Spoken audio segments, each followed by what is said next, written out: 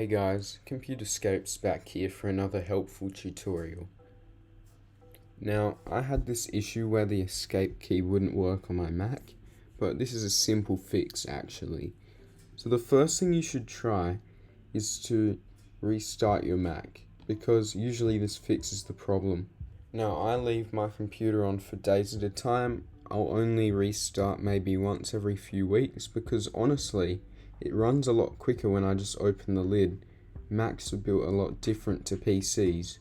I'll only restart if there's some sort of problem, which rarely happens. If you've restarted your Mac, try using the escape key, and if it doesn't work, I know the restart thing is obvious, well, you can try this next option.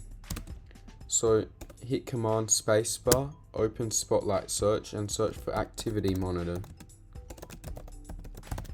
So just search up Siri and click on Siri here and press the terminate button or the stop button, which will stop the process.